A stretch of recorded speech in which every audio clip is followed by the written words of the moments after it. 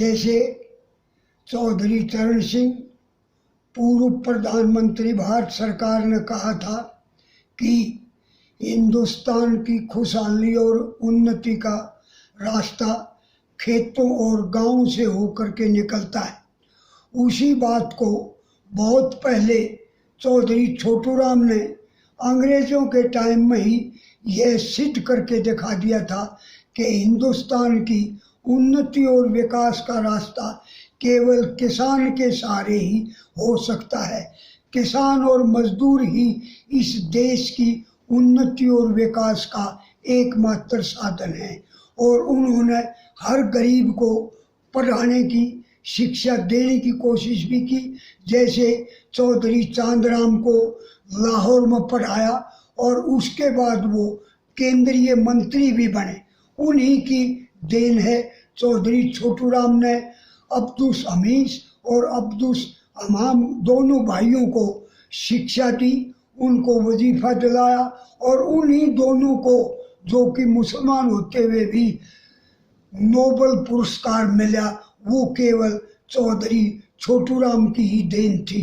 चौधरी छोटूराम ने कभी भी जाति का सहारा नहीं लिया। उसने हर वर्ग के लोगों के लिए काम किया। किसान के लिए बेहद उनके दिल में दर्द था कि भाई मेरे पिताजी किस प्रकार एक सेठ साहूकार के घर में पंखा हाँकते थे, उस सेठ साहूकार की सुविधा के लिए। और जब कभी भी चौधरी छोटूराम उनकी रोटी लेके जाते, जब वो छोटे थे, तो वो सेठ साहूकार पलंग पर ऐसे लेटे हुए थे मानो कि वह सो रहे हों। और अगर उनके पिता से कभी कभी पंखा झेलते वक्त रुक जाता तो वो सेठ उन पर डांट मारता था। इन सभी चीज़ों को देखते हुए चौधरी छोटूराम ने ये प्रण ले ली थी कि किसान के उन्नति के बिना इस देश का विकास संभव नहीं है। उसी ने किसानों के लिए जो कर्जा माफी थी या जिसको सेठ साहूकार दबाए रखते थे, उन सब को उसने माफ किया। और यही वो चौधरी छोटूराम है जो आज हम उनको एक मसीहा के रूप में सामने देखते हैं। चौधरी छोटूराम अगर नहीं होते तो आज ये जाट कोई, पहले भी कह चुका हूँ, कोई जाति नहीं है। जाट केवल वो शब्द है जो न्याय और सच्चाई में विश्वास रखता है। और वही चीज़ चौधरी छोटूराम के मन में थी कि इन लोगों को जो दिन रात खेतों में मेहनत करते हैं, उन लोगों को जो है वो अधिक से अधिक सरकार की तरफ से मदद की जाए। और इसी बात को हम उदाहरण के लिए लेते हैं कि जब गेहूं के भाव की बात आई तो अंग्रेजों ने ना कर दी थी। तब चौधरी छोटूराम ने धमकी देकर कहा था कि मैं पटना से लेकर और लाहौर तक खड़ी फसल में आग लगवा दूंगा यदि इनके भाव ना बढ़ाए गए तो। उसके बाद में गेहूं का भाव 8 रुपये मन से 12 रुपये मन किया गया और चने का भाव जो 6 रुपये मन था उसको 8 रुपये मन किया गया। और ये भी किसान के ऊपर बहुत बड़ी सेठ साहूकारों की ज्यादती थी।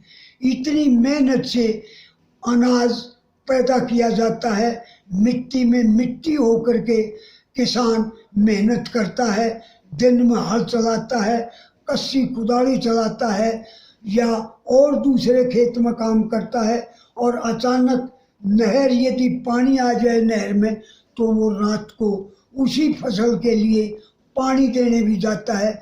चाहे सर्दी हो, गर्मी हो, बारिश हो, कड़ाके की कड़कड़ बिजली चमक रही हो, तो भी वह दिन रात पैदावार में जुटा रहता है।